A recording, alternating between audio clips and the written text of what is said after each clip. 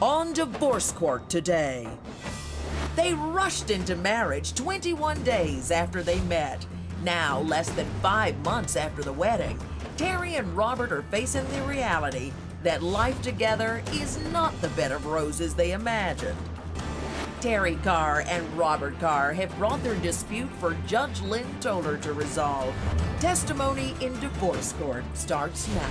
Today I have Terry and Robert Carr here. It's a situation in which they've come here because they are at a crossroads and they need assistance. The reason they're not here to get a divorce is because they've only been married 4.5 months.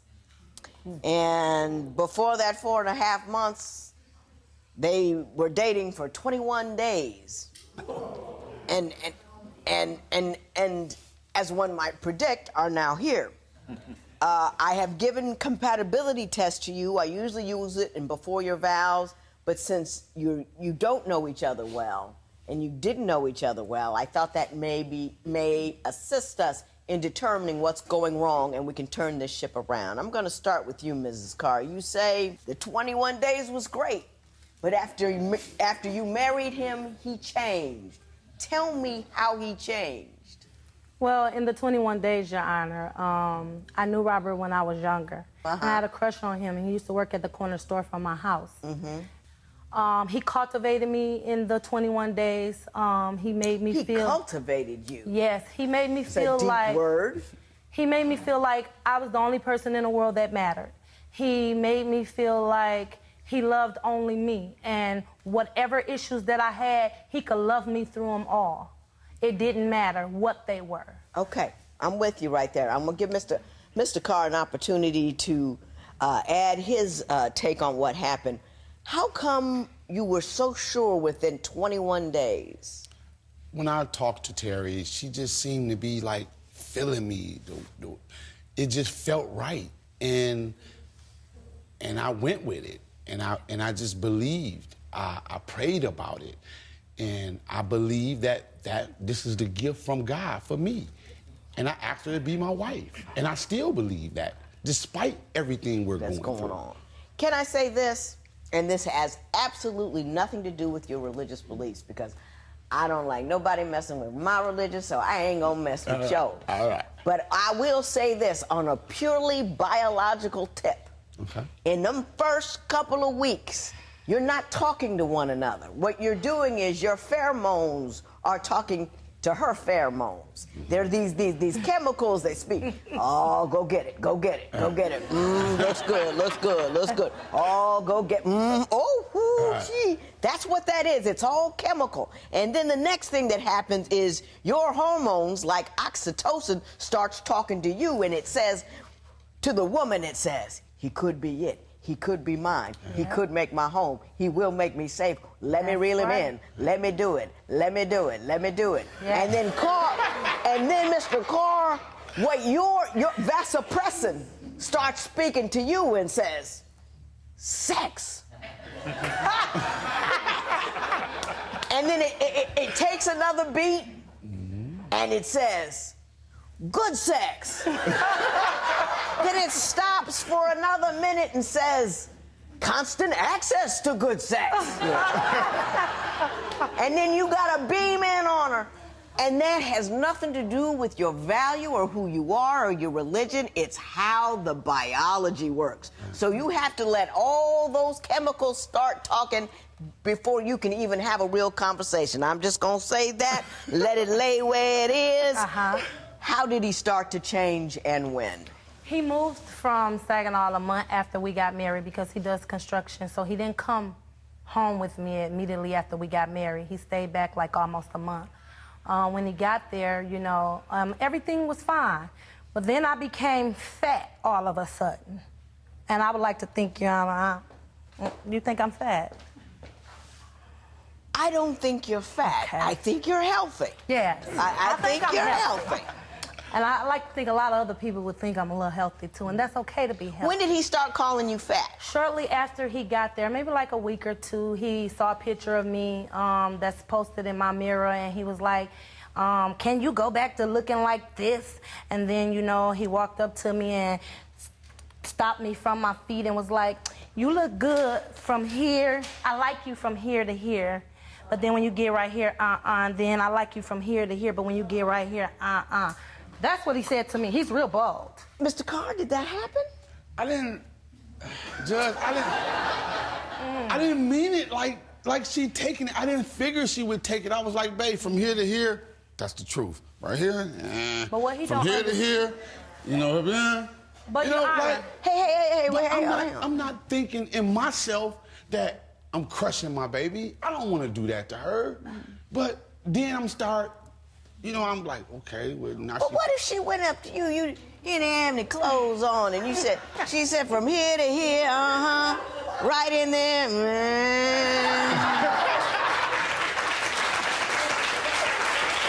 And then, that would crush you, no, wouldn't it it? would not crush me. What I would do, I have to Google something, I have to find some exercises, then I'll come back.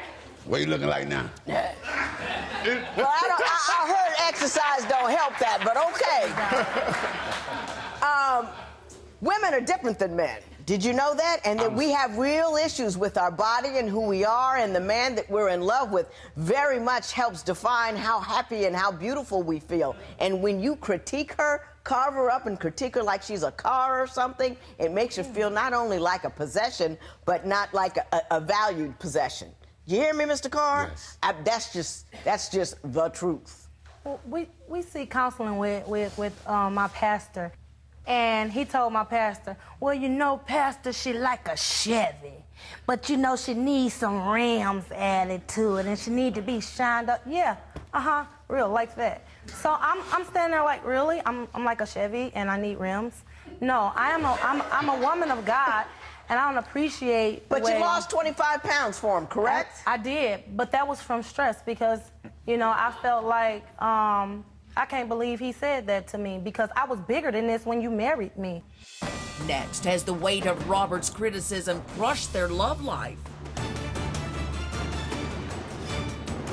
If the ink on your marriage license is barely dry, but you're ready to call it quits, call toll-free at 1-877-311-2222 or visit our website at divorcecourt.com. Become a fan at facebook.com/divorcecourt. Real relationships in crisis. Divorce Court continues. Did you, once you married her, start to pick her apart piece by piece and tell her what you liked about her and what you didn't like about her? Yes, but I was like that when I first met her. I mean, if you like something, you like it. If you don't, then you don't. Okay, babe, she's beautiful. I love you. You know, okay, you might Tybo, okay. Little Tybo. Mm-hmm.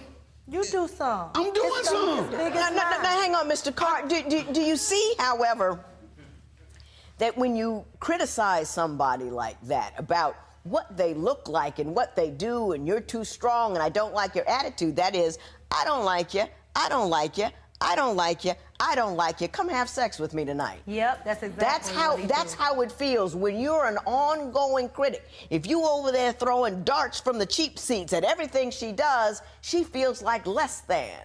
But Judge, it's not all the time that way. I tell her how beautiful she is. I tell her I love the way she cooks. I tell her so many wonderful things. I hug on her, I kiss on her, I rub her feet, take her a bath, everything. Is he giving you that kind of love? He did that in the beginning. Yes, I do it all the time. In the beginning, yes, he did. He would bathe me. I was so, didn't want him to. But yes, he did. He bathed me. You know, he loved on me like he said he did, and then it stopped. And then just the past week and a half or 2 weeks that we've been going to counseling with my pastor, he began to try to start showing me back love. He don't do the bathing thing. I don't even want you to touch me in the bathing area no more because I know that you don't like my fat. So now when he touched me and he rubs my stomach, you know, I feel nasty because I'm like, you know you don't like it because it's fat, so why would you touch it? You said also in your papers that you don't feel like the man of the house. Is it simply her attitude?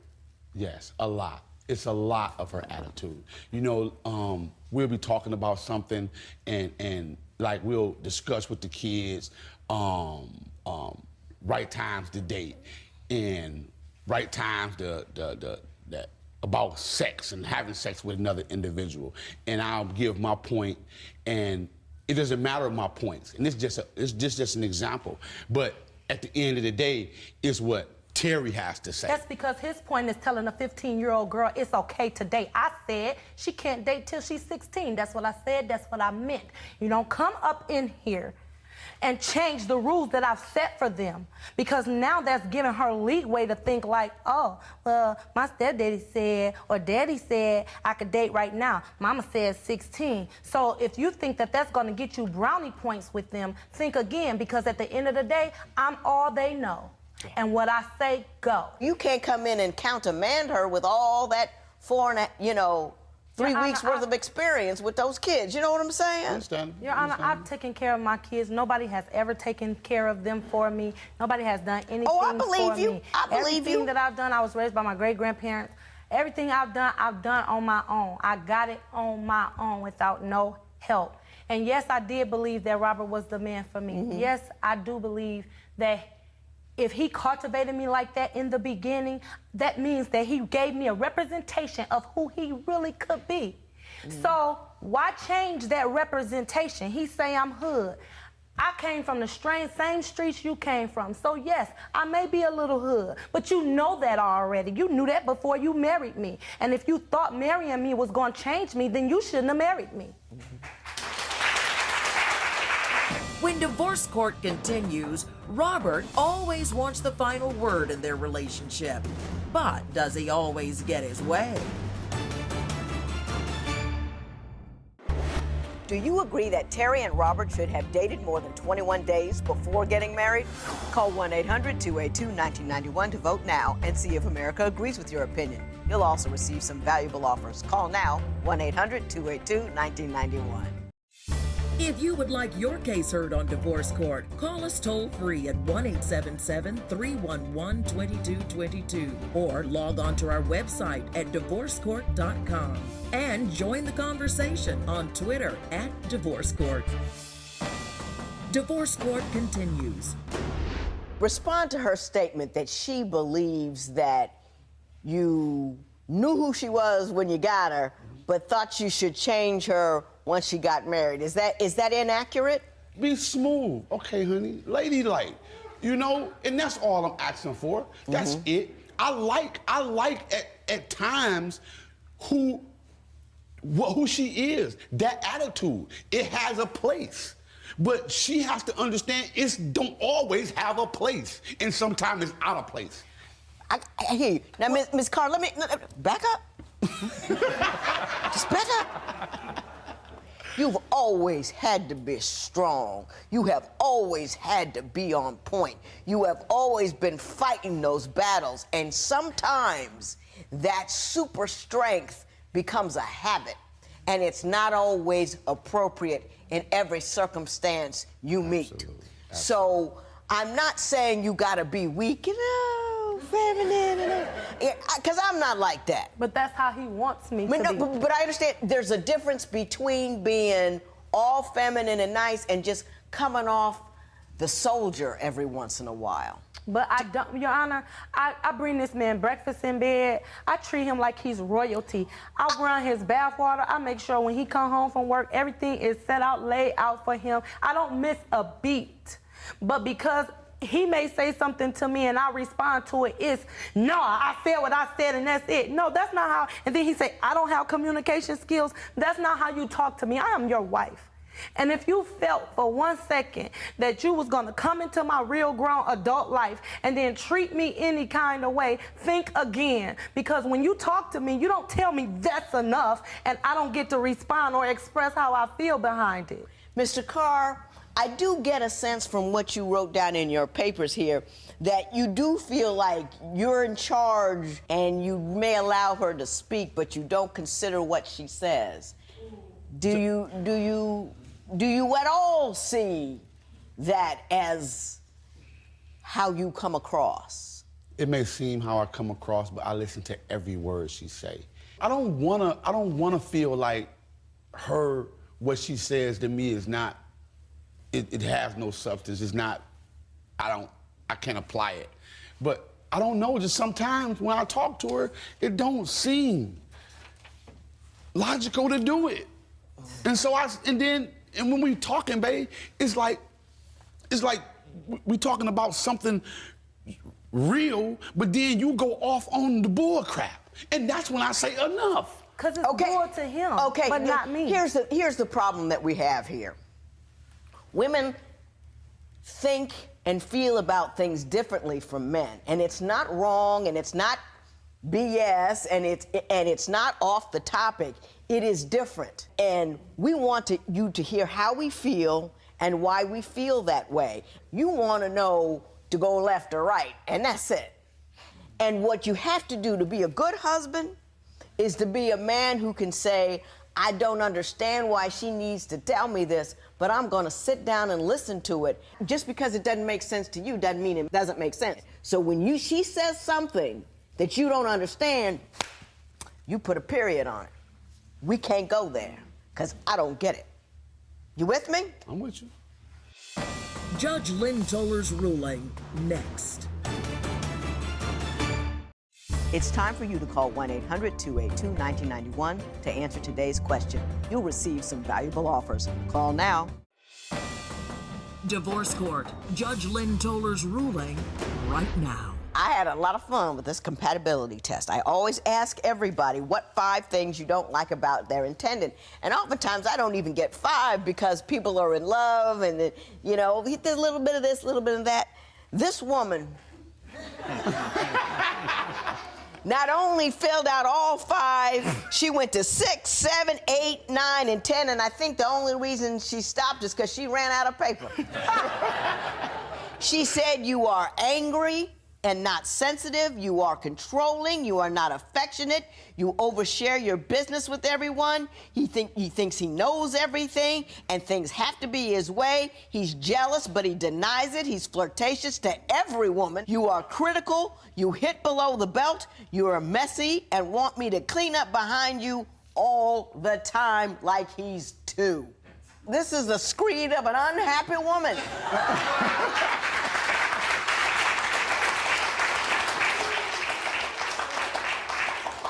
I've been working on it. Mr. Carr, you said when I was working at the plant, I would talk to my co-workers about everything, including sex and relationship. When I told Terry about our conversation, she went ballistic. Why would you think she would do anything other than go ballistic when she finds out that you're talking about her personal sexual business with people at the plant? I mean, I'm open. I'm like, I didn't know when we talking about issues, and I'm like, okay, you know, man, my wife the truth. I was like, you know, I thought she was a call girl. A porn star. I know. He said, I believe my wife was a porn star. Let me give it to you this way. Mr. Carr, you are self-involved and unaware. You're a very gregarious and interesting individual, but you think you're the king of something. You think that you are the man and everything should be your way. She should fix herself, do what you need to do. She shouldn't say anything that you don't want her to say, that you are the final word, that she is not to be heard. This is why you have the most unhappy woman in the world. You are not ready to be married. You don't know how to do anything for anybody other than yourself. You don't have enough sense to know not to tell people what kind of thing she does in bed. How disrespectful is that?